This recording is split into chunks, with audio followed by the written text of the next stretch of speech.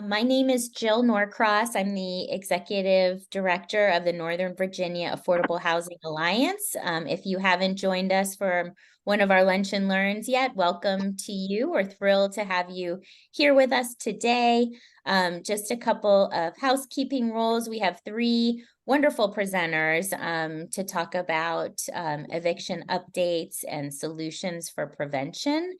After each of their presentations, we will have time for Q&A at the end. So I ask that you hold your questions until then, or you can put them in the chat if you are afraid you'll forget. And of course, that during the Q&A session, you can always raise your hand if you want to come off mute and ask the question yourself. But we're really honored today to be able to present a follow-up of a session that we had in June that was very well attended, looking at regional eviction updates from the 5 jurisdictions. And today we're going to be highlighting two solutions, opportunities to work on eviction prevention, one here locally from the city of Alexandria and one from the state, our housing partners. So from the Virginia Department of Housing and Community Development. So I will keep our intros short because we have a lot to cover. But our first speaker is going to be our very own Hannah Matuda, our Director of Policy and Programs with Navaja, who's going to give those jurisdictional updates on eviction. Then we'll hear from Allison Coleman, who's the Director of the Office of Community Services at the Department of Community and Human Services in Alexandria, with some solution-based efforts that they have been working hard in the city to achieve around eviction prevention.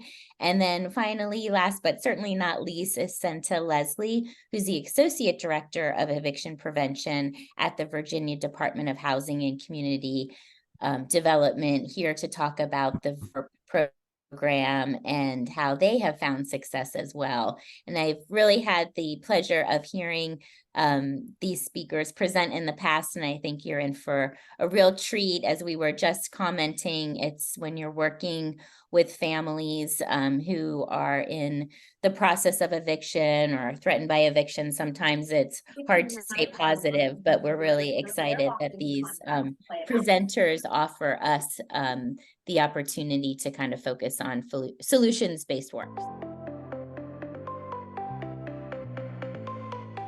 Well, hello, everyone. My name is Hannah Matuda, and I'm the Director of Policy and Programs at Navaja. Before delving into the data updates for each jurisdiction in NOVA, I thought we could take a step back to gain a broader perspective. So as many of you know, evictions aren't confined specifically to just our region. It's a national issue impacting millions of renters annually, disproportionately affecting households of color, and tragically, children are actually among the age group that is most affected by this. In 2018, a staggering 6 out of every 100 renter households nationally faced the threat of eviction, totaling approximately 3.8 million cases that were filed just in that year. So these are just a few of the national data points about evictions. Eviction Lab is a really wonderful source, has a rich collection of data and studies. We can place that link for you in the chat box, but we thought for us to gain a better understanding of the data, it might be worthwhile to review the process in evictions and the legal procedures involved. So the eviction process begins with a notice from the landlord after the tenant misses rent for 5 days. At this stage, many tenants actually misunderstand the notice as a mandate to vacate their homes immediately. So if the rent remains unpaid after the 5-day notice, the landlord files an unlawful detainer with the court. This goes on the tenant's permanent record, which can harm their access to credit and future housing, even if they're not evicted. Both the tenant and the landlord then go to court. If the tenant contests the amount owed, then the judge orders a trial. It is worth noting that very few tenants are actually represented in court. So if a tenant does not show up in court on their return date, then a default judgment is issued in favor of the landlord. At either the return date or the later trial date, if the tenant admits to owing rent, the judge can grant the landlord a judgment for possession, giving the landlord the right to evict the tenant. In Virginia, there is one judgment for both rent owed and for possession, which actually incentivizes landlords to file unlawful detainers for rent owed, even if they don't want to take control of the property. After winning the judgment for possession, the landlord might ask the court for a writ of eviction. Writs grant landlords the power to evict tenants without further court proceedings, even if the tenant is able to pay the full amount owed. The sheriff must then give the tenant at least 72 hours advance notice of the eviction. Even if the tenant managed to avoid an eviction at this stage by paying the amount owed, the eviction would still be on the tenant's permanent record. Last, the sheriff arrives, changes the locks, and forces the tenant to leave their home. If the tenants are unable to secure new housing at this stage, they often risk homelessness. And if they can't pay storage fees, they risk losing all of their belongings because in Virginia, landlords are allowed to sell the belongings left behind in an eviction. Now let's bring our focus back into NOVA. In the next few slides, we use data from the Legal Services Corporation Civil Court Data Initiative and population estimates from the American Community Survey.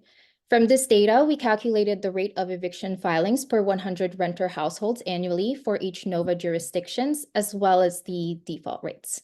So what we're seeing here is that between 2016 and 2019, there were relatively higher filing rates, followed by a gradual decline in 2019. So during that time, there was a collective realization in NOVA that intervention was required to address evictions. So each jurisdiction then implemented their own eviction prevention strategies and allocated resources accordingly.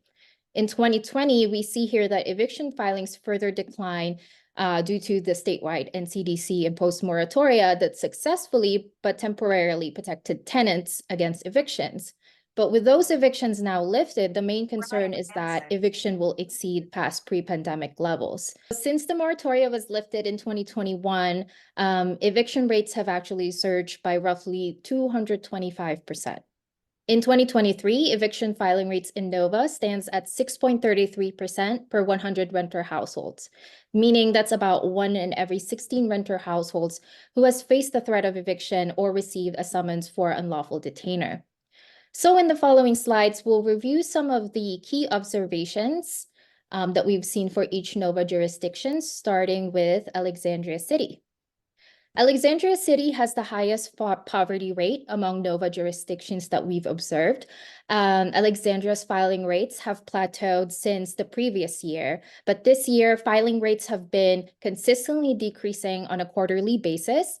Filing rates in Alexandria for 2023 remains below pre-pandemic levels, but approximately 1 in every 13 renter households in Alexandria has faced an eviction filing or received a summons for unlawful detainer.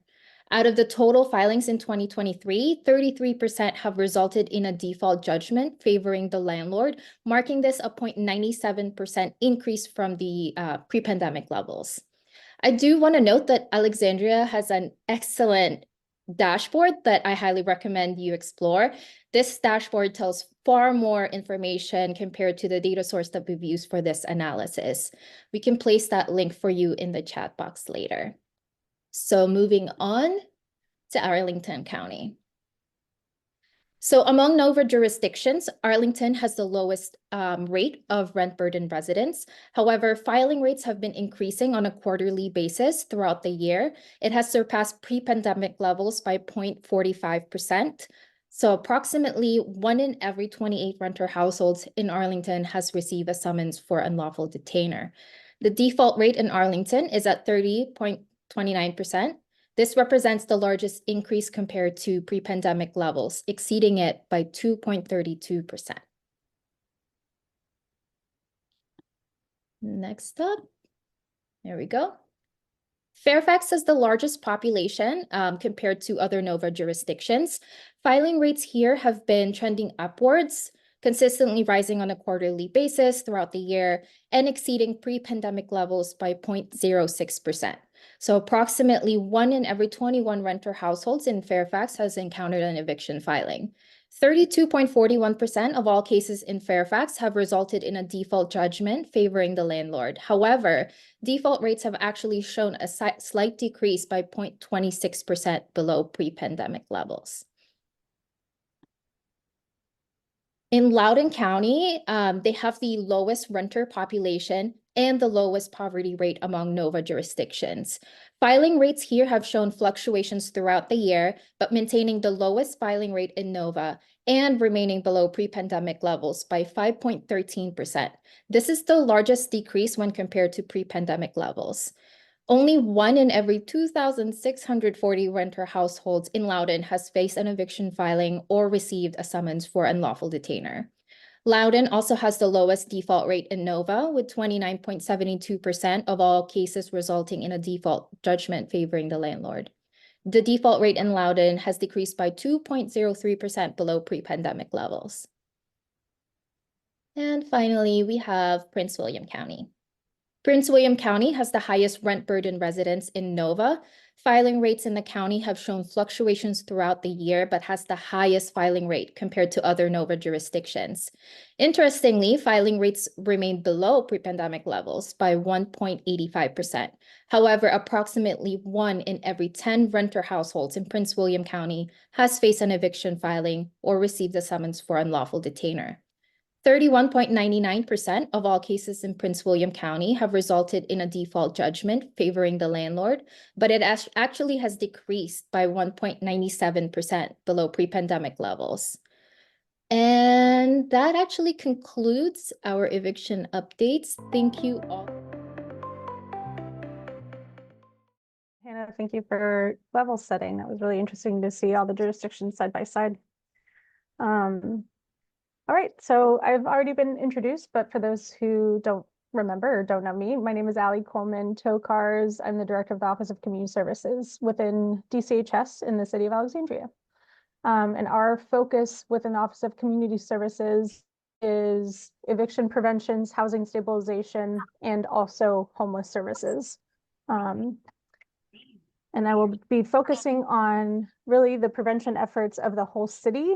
Although I was invited to speak today, I'm really speaking on behalf of all of the community partners who have been a part of the incredible work on eviction prevention in the city of Alexandria.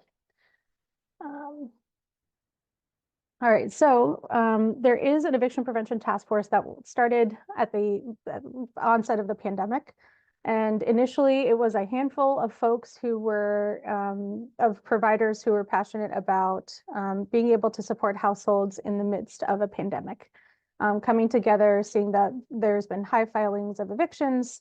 And what that has turned into now is approximately 35 people in the task force that represent landlords, tenants, the sheriff's office, faith-based organizations, nonprofits, housing justice attorneys, in addition to other city departments, such as the Office of Performance Analytics, DCHS, the health department.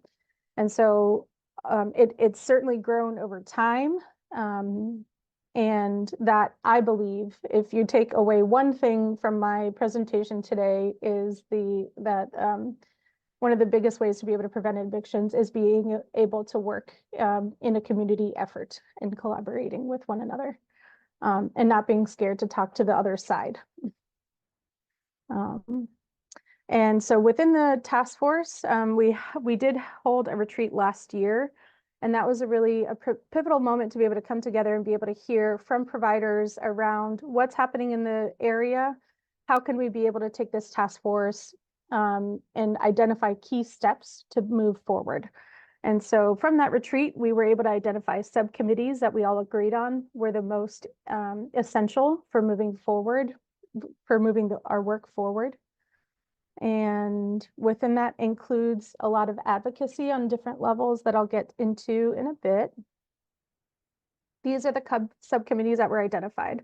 And the way that we were identified, we had a whole bunch of tables brainstorming everything that is frustrating or wrong as far as evictions go in the city of Alexandria, and then identified how can we be able to address it? How can we try to mitigate it? And then these were the overarching themes that came from that. So we have the tenant and community outreach, landlord outreach, data analysis, client coordination calls, courthouse outreach and expungements, and legislative advocacy. And I'm going to get into and show examples of each of these and what the work looks like. So Some of the key prevention efforts include, on a macro systemic level, supporting affordable housing, collaborating among providers, having outreach on the days that there are evictions scheduled on the docket at the General District Court, housing stabilization policies, and I'll give you examples of some of the ones that Alexandria is submitting for the legislative packet for the upcoming General Assembly. Designated eviction prevention efforts. We were able to get funding from ARPA, and I can go into detail on those as well. And then, of course, using data for everything. We use data-informed programming and decision-making.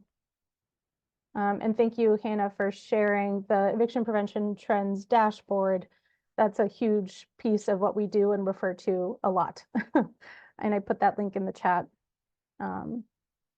So within those different efforts and the different focuses of the task force, here are some key intervention points from that timeline that Hannah just went over. The key outreach strategies and intervention strategies include at the pay or quit.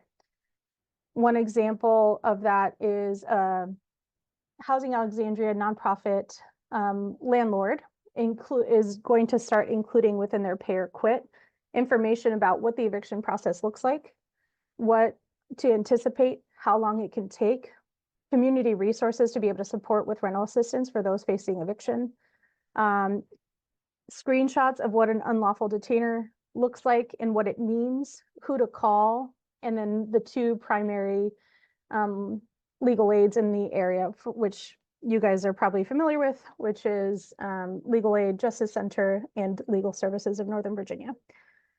Other intervention strategies within the pay or quit is that's when the household first finds out that, hey, if I don't pay, I'm going to have to enter into court. At this point, I don't have any attorney fees. And so this, for a handful of the nonprofits in Alexandria, is part of their requirements of being eligible to be able to access for rental assistance is I'm behind on rent and I need support. And these are the reasons why I wasn't able to pay or that I'm behind. And then at the unlawful detainers, so this means that they're going to court and they've got a court date. And so at the court date in Alexandria, there's 2 days of evictions on the docket. And those 2 days, Legal Services of Northern Virginia has orchestrated the courthouse outreach, which includes being able to offer targeted information to households who have never gone through this process before, don't understand what they're supposed to be asking in court, being able to share that, yes, you can ask for a continuance, or yes, you know what, I'm going to be paid next week. Can we push this back because I'll be able to pay and self-resolve by the time that we see, if we're able to offer a continuance and push it back a couple weeks. Other information included at courthouse outreach includes key partners that represent other services that the households might be looking for as well. So that kind of the 3 pillars of food security. So Alive, for those who don't know, Alive is a food security nonprofit that we work with and partner with here, who has 2 food hubs in the city of Alexandria. So Alive, in addition to a lot of the faith-based organizations and nonprofits come here as well.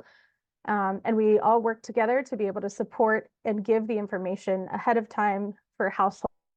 The other key piece at this unlawful, when they come in for court and at courthouse outreach, includes the expungement. So Legal Services of Northern Virginia also is able to take that public records from the General District Court, see who's going to be facing eviction that week, be able to cross-check it on who would be eligible for an expungement. So that means it's been either 1 to 6 months of either when they've gotten either a non-suit or dismissal, and be able to have that information ready for them to be able to fill out and expunge their records if they've received a non-suit or dismissal. And that's a key area that's also been supported at courthouse outreach. And I can give you that data in a second. Writ of eviction. So we've already gone to court, weren't able to resolve. even though they have a writ of eviction, we don't stop. There's still a lot of eviction prevention efforts that can happen. We still coordinate with community partners. This is also when we start really relying on our relationships with landlords and property management companies. Very often we'll get either a phone call from them to us or us to them with an ROI, of course, a release of information saying, this person has been seen, the check might take X amount of days. Are you willing to take a promissory note to cancel the eviction? And really relying on those relationships within the city of Alexandria and building that trust that when, the city of Alexandria or when specific nonprofits say that we're going to be sending a check and there's a promissory note, that check will be coming. And then also a huge partnership with the sheriff's office. So I don't know how many times I can count where we have had a same day eviction or an eviction where the sheriff's office is going to be going the next day. And by coordinating with the sheriff's office and them being so receptive and building that trust with us and community partners, saying this is about to self-resolve. Here's the information of the property management company who said that they're willing to be able to cancel the eviction. The check is on its way. Can you please just move this back maybe a week or even a couple days? And that's all that's needed to be able to get that check in and cancel that eviction. And I go through these points of intervention because we don't stop until we don't stop trying to prevent the eviction until the household is actually physically evicted, even the same day when it's scheduled. And again, it has to do, big shout out to the sheriff's office and the relationships and trust that have been built during this time. And this is going along the same thread, really being able to partner with the sheriff's office and housing providers and how it's benefited tenants and it's helped bridge the gap between all parties. So I think before this task force and before the pandemic, it was kind of an us versus them situation, tenants versus landlords, and a lot of maybe animosity. And I'm not saying that doesn't still exist, but there has been a bridge, and we've been able to bridge that gap for the most part.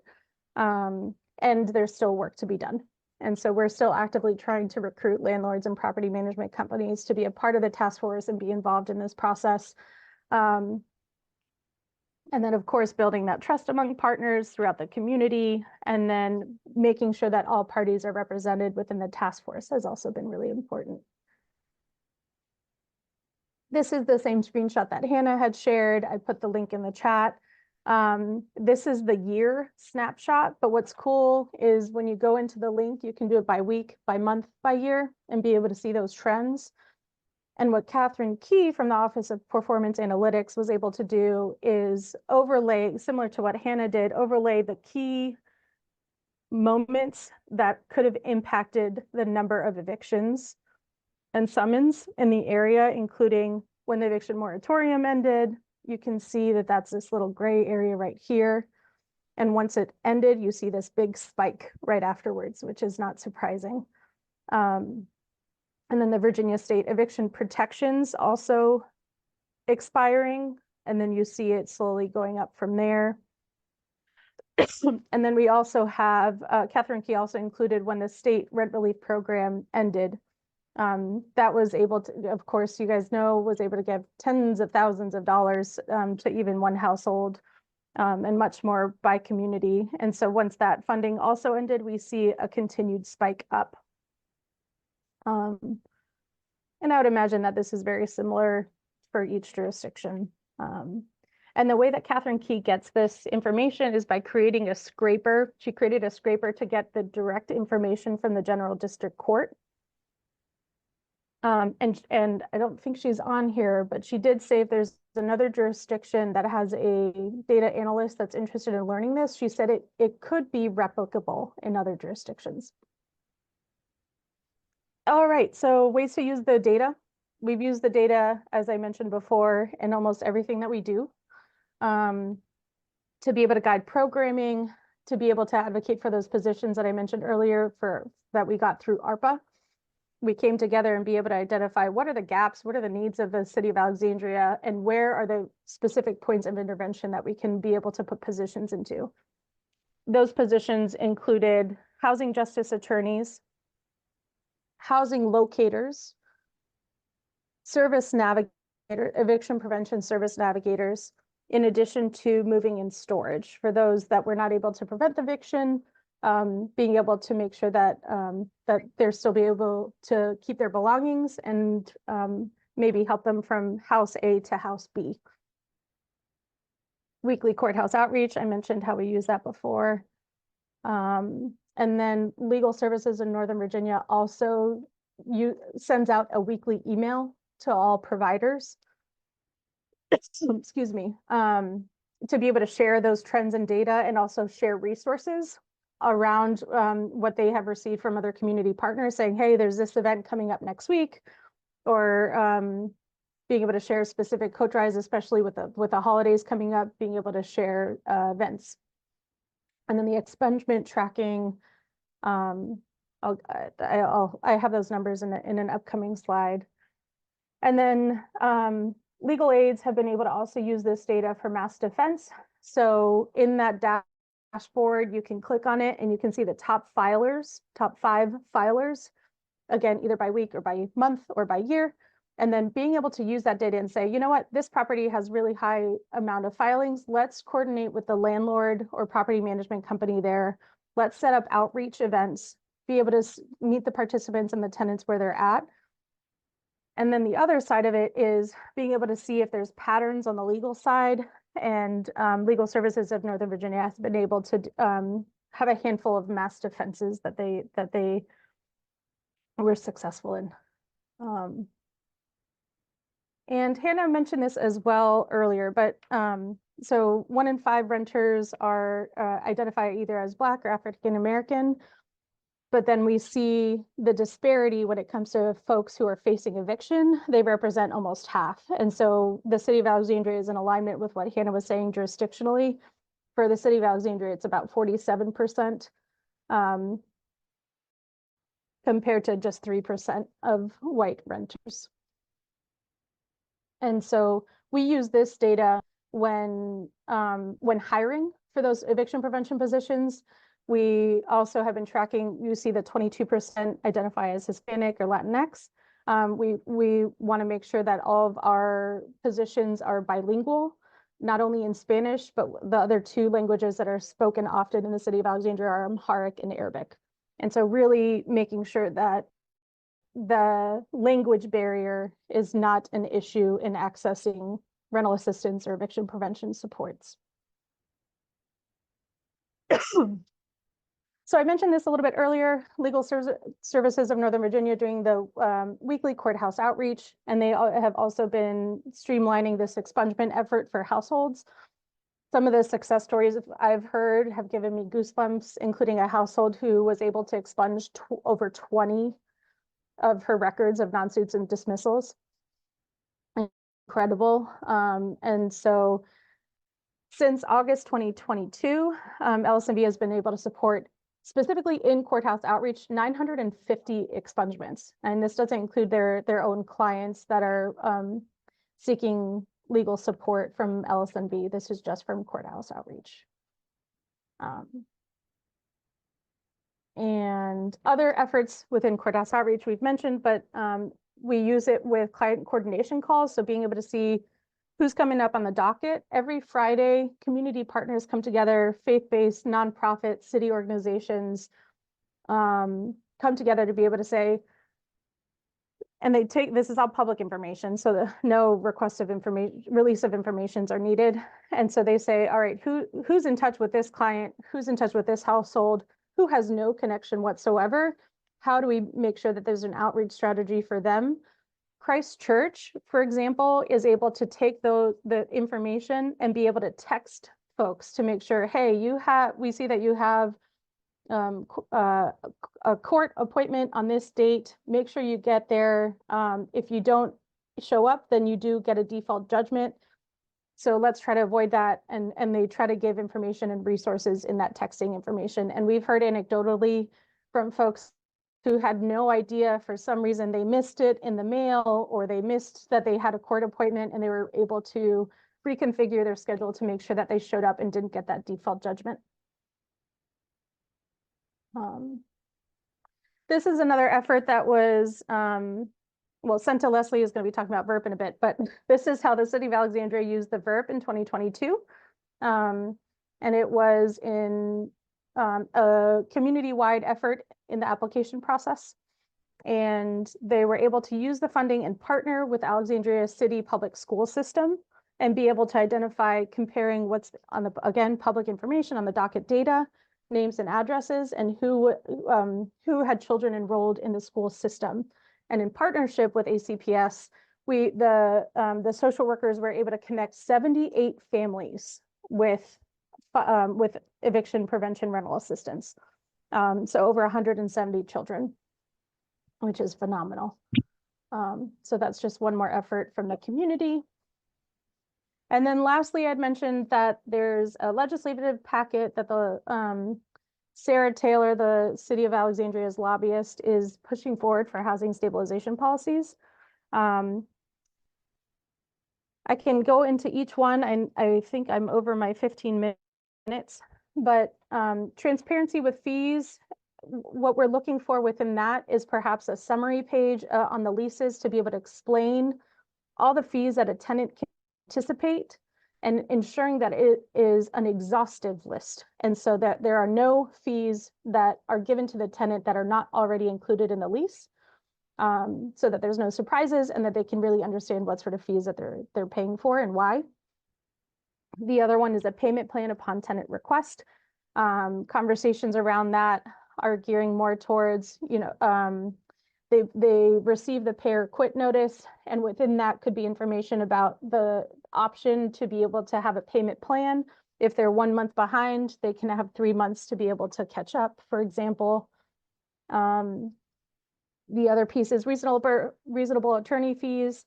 We know that so often tenants who are behind on rent are already struggling financially, and so tacking on those attorney fees onto the arrears that the tenant owes. We've heard horror stories of people who were able to pay down their entire balance down to 45 cents, and then it was a $250 additional fee because of attorney fees. And I believe that case was also self-resolved. And so the 250 attorney fees, there wasn't anything in court, that was no litigation needed. So being able to try to mitigate that with tenants. The other piece is access to counsel. Hannah mentioned earlier about the rate of default judgments. If there is access to counsel, one, that would be able to help lower the rate of default judgments, and two, be able to support folks, especially if they've never gone through the eviction process, be able to support them through that and represent them in court, being able to ask for legal counsel, ask for continuances, and be able to hopefully mediate between the tenant and landlord, and be able to come to an agreement before having to be in court. What we hope is that the default judgments would certainly go down and the rates of eviction would also go down. Offering pair quits and leases in multiple languages. I saw that was a question in the chat. Being able to offer it, what the conversation is around right now is, and this isn't official, this is still being combed through, but if there's a language that's spoken that's above 10% of the population, asking for landlords and property management companies to offer those pair quits and leases in that language that's preferred for the household.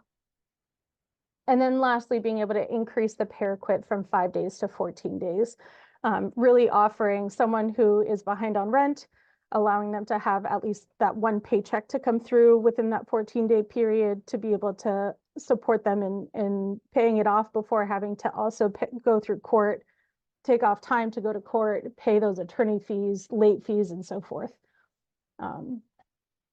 And that is everything on my end. Thank you so much for having me. I know we're short on time, so I'm going to move quickly. But this first slide, I think, is one of the most important ones for us to talk about. So this is a picture of me, and my daughter's kind of hidden back there next to me. This is her 4th grade class. I went there to participate in Career Day. And I spent all day talking to dozens of classrooms ranging in ages from first grade through fifth grade. And it's important, I think, to contextualize. My children attend Richmond Public Schools. And as many of you likely know, Richmond is the second highest evicting city in the country. And I think the folks who spoke before me touched on the fact that overwhelmingly the people who experience eviction are children. And maybe it has not been said that most likely those children are Black. So you can see, these beautiful kids with me that day. And, you know, I arrived and saw all kinds of parents with all kinds of jobs, right? There was someone from the SWAT team who had like his fancy car with all the sirens and all the tools. There were doctors who had their stethoscopes, the list goes on. And I wondered, how am I going to get these kids' attention? And how do I even explain what an eviction is to first graders, second graders, etc. But so once I walked into each classroom, I said, you know, I know you've met these police officers and doctors and all these interesting, heard about all these interesting jobs today, but the job that I have is the most important job that you're going to hear about today, because it impacts every single part of your life, where you go to school, where your parents work, where you buy your groceries, where you see the doctor. And I kind of tried to get them to guess what I do for a living. Well, none of them guessed, but I'm the Associate Director of Eviction Prevention. But when I did share my title, I said, and this is true in every classroom that I spoke to of all ages all day long, once I shared my title with them, I said, does anyone know what an eviction is? And in every single classroom, from first through fifth grade, for 4 hours that day, nearly every single hand went up. And most of them identified it as when you get thrown out of your house. One first grader said it's when the landlord comes to the door and yells at your mom. There were several kids who said, that happened to my cousin, that happened to my neighbor. And there was one brave kiddo who said, it happened to me. But of course, we know that it happened to far more than just one of these kids. So I am spending time there because as we look at all of these beautiful graphs and well-curated data, it tells a really important story, but I don't want who's experiencing eviction to get lost in the shuffle here. And this is it. These are the people. For every one of those filings, for every one of those writs of eviction, we're counting households. The vast majority of the time, there's kids in those households. So, you know, one filing, one writ doesn't equal one life impacted, right? It equals multiple lives and multiple generations impacted. I'm going to move quickly because I know I'm short on time. Most of the time when people experience an eviction, it's because they cannot or do not pay their rent. People can be evicted for other reasons, and some of those reasons are very problematic. The consequences of eviction go far beyond the fact that that you're being displaced from your current residence. They typically lead to job loss, chronic absenteeism. They decrease kids' academic achievement. They harm infant health and development. They actually cause more crime. It's a public safety issue. Matthew Desmond's eviction lab recently produced data that it even reduces voter turnout. So I just want to encourage all of you as you talk to folks who say, you know, that they care a lot about education or they care a lot about jobs in the economy, they have to care about housing first. And I encourage all of you to have conversations that put housing at the foundation of every single one of those issues. We've already talked about who's most at risk. In addition to Black single moms and their children, people who have experienced domestic violence are far more likely to experience an eviction. And unfortunately, people living in public housing are also most at risk. There's sort of the story of how Virginia came to invest in eviction prevention and reduction efforts. I'm not going to spend a lot of time due to the time. But I do want to talk about the Virginia eviction reduction pilot, which was born out of the 2018 story where Virginia found itself on the front page of the New York Times as home to 5 of the top 10 highest evicting cities in the country. Our then General Assembly passed some initial funding to seed VERP, the Virginia Eviction Reduction Pilot.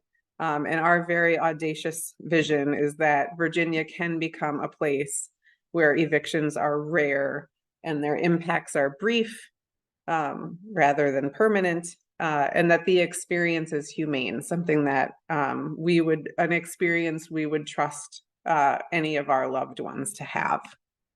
So we do that in a number of ways. It's a pilot, so we create a lot of flexibility for local communities to adapt to what works best for them and their needs.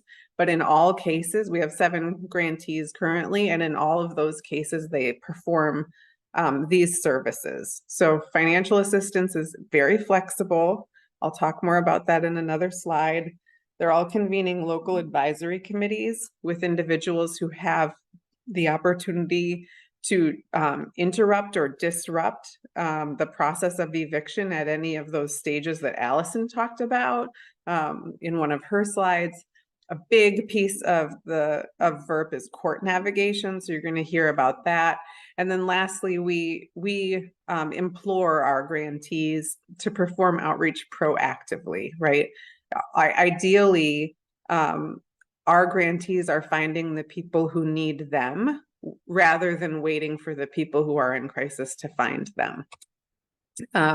We have a number of risk factors that we use when we're prioritizing households that apply for VERP. There's far more households in need of VERP than we are able to serve. And so these are some of the factors we consider when triaging those needs. You're getting this slide deck, so I'm going to keep moving quickly here. Just a note about the financial assistance. I talked about it being flexible, and we mean it. So most of the time, in practice, in real life, most of the time, financial assistance is going to help people with rent and typically rent arrears. But this is intended to be a very upstream program. And at one point in my life, I was a single mother who was trying to balance. I was lucky enough to be a single mom that had a mortgage rather than a lease. And I was trying to balance my mortgage payment with my childcare payment. 2 young kids, my childcare payment was more than my mortgage was at the time. And there were certainly months where I played those grace periods off of each other. And I would, never have jeopardized whether or not we had a roof over our heads. But that sometimes meant I fell behind on my childcare, which of course jeopardized our housing and my ability to work. So VERP allows for financial assistance to support any of the things that could get in the way of a household being able to stay housed. I talked about the local advisory committees very briefly. These are the required groups or individuals who need to participate in those committees at the local level for all of our 7 grantees. We also require that grantees provide stabilization services. So in addition to the helping meet immediate financial needs, our grantees are actively coordinating with other service providers to make sure that households that are eligible but not yet receiving any of these kind of standard mainstream services you see here, that they get connected to those, because in some small way that could also help the family come closer to balancing a budget. We know that at the end of the day, it's a math problem. About half of the households who access VERP are already working, but they don't earn enough to pay the rent. I'm gonna slow down just for a second here and spend some time on court navigation. I loved hearing Allison talk about some of those components. This is really the opportunity for systems change, and I think this is very replicable work. So first of all, court navigation is designed to provide tenants with time, right? Evictions are notoriously a notoriously fast process. So they're designed to give tenants more time, resources, and information. And that can look, that does look different in all of our, across all of our 7 pilot services. But in all cases, you either have legal representation right there on site, or they can connect you to it. Also mediation services from non-attorneys, folks who can't provide you with legal advice, but who can provide you with legal information. And in some cases, it's the self-help resources. Expungements are big. Maybe you should do an entire lunch and learn on expungement. I see that Mary Horner's on the call. She's provided trainings for us before.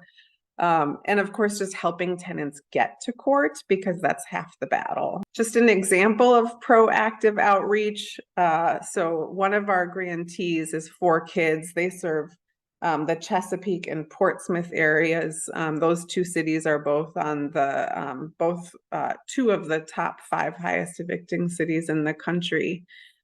They have focused their outreach on landlords. Now, this is an organization that's already staffing the coordinated intake line for homelessness assistance for their community. So individuals, they're going to catch the individuals who are calling a housing crisis hotline.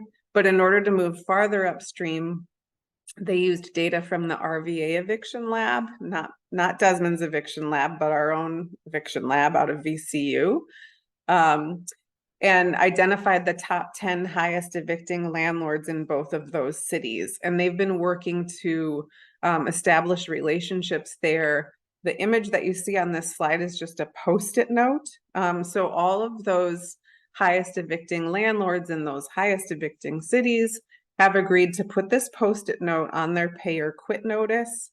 It obviously says facing eviction, come talk to us. Folks, this is a very urban setting where folks have access to Wi-Fi and smartphones for the most part, and they can, just aim their camera at that QR code and be taken directly to the 4 Kids VERP intake. I want to leave time for questions, so I'm really going to speed through this, but I do just want to highlight that yes, we want to make evictions rare. A $3 million pilot is not going to do that in a state that's home to 5 of the top 10 highest evicting cities. But there are adjustments we can make to our processes and systems that make the impact far more brief and the experience far more humane. I don't think I have time to go through all of this, but when you get these slides, if you have any questions at all about what my team at DHCD is doing with our time, this is sort of like, if it doesn't fit into any of these bullet points, it's not worth our time. This is what we think is most important as administrators and state leaders for us to do. We have some initial findings. I offer some implications for the future about what will be necessary on a statewide level. On a short-term basis, I just encourage all of you, treat evictions like the emergency that they are. I think Northern Virginia has done an incredible job early in the pandemic of creating a systemic response and not waiting for it to be perfect, but just get started and figure, perfect it as you go. Keep financial assistance as flexible as possible and your barriers as low as possible. Prepare to constantly adapt. This is new work. Folks haven't done it before. Of course, longer term solutions, I appreciated those offered by Allison. I don't think they're terribly different from what you see here. And just a reminder, full circle from where we started, you know, where we live really does impact everything. And this is my contact information. So you can follow up with me now that I've sped through my slides. Sorry to move so quick, but wanted to leave time for Q&A if there was any. Senta, thank you so much. I really appreciate it. Maybe you can go ahead and put your just email in the chat just so people can grab that quickly before we end the session. And I really want to give a shout out to Mary and Erica and Allison and others who are helping to answer questions in the chat. It's been a great conversation happening there as well. So I think there are a few questions and I appreciate those answers, but I do think something that was an interesting point, maybe one of you or all of you could address is if what's the work being done to assess families who have received filings or have been evicted to find opportunities to be rehoused, if there's any of your work focusing on that piece. And I'm not sure if that is, but Senta or Allison can speak to that. I'll jump in very quickly. You know, I get this question a lot, and I think it's a reflection of what we're accustomed to talking about, right? We're accustomed to talking about the experience of homelessness. On the opposite end of the housing continuum is, you know, the development and home ownership side. The vast majority are somewhere in the middle. But we, I think, as a collective sector, just are new to addressing that massive middle, right? But an eviction reduction program is intended to keep people housed. So once someone has lost their housing, they're really moving into a different point of the continuum. And the program that I direct is not best suited for them. We're exclusively focused on helping people stay housed.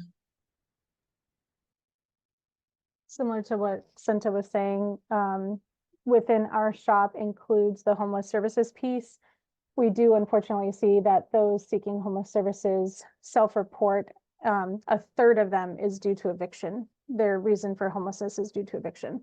Unsurprisingly, another third has to do with lack of affordable housing. They were evicted, or they were no longer able to stay in their unit and they can't find somewhere else that is affordable to them. And so we unfortunately hear that a lot of households are moving toward areas that are a little bit more affordable, like Stafford or Fredericksburg. And it's just like a great illustration of like the eviction prevention and diversion space is your best bet at stemming the flow of the large number of people who are unhoused.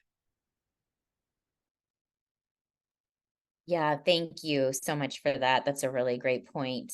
Can you expand on the high eviction rates by public housing agencies? I know one of you spoke to that, and Fairfax, I know specifically the RHA says it rarely evicts for non-payment, but I know there's other maybe public housing agencies that you refer to either statewide or nationally that tend to I think you had commented, Senta, that public housing residents tend to be disproportionately affected by evictions. Yeah, which is so unfortunate, right? Because Right. That's really the last, and once you've been taken out of that pool, I don't know where you're gonna go. I don't have data about Fairfax specifically in front of me. I will tell you that I would again point you to the RVA Eviction Labs evictors catalog, where they're going to show the highest evicting landlords in communities across the state. And in many communities, you will see the public housing authorities on that list. I'd also encourage, and I'll try to drop it in the chat, or I could send it to you, Jill, to share with others. But Desmond's Eviction Lab, I think I mentioned, did recently just produce some new data and a new report on the fact that nationwide public housing authorities are some of our top evictors. And what I like about that report is that it talks about how it's really not necessary. Like they're not even necessarily following policies and protocols. And so it offers some anecdotes, sort of like what to do instead. And I'd be happy to pass that along to Jill if you want to share it with the group.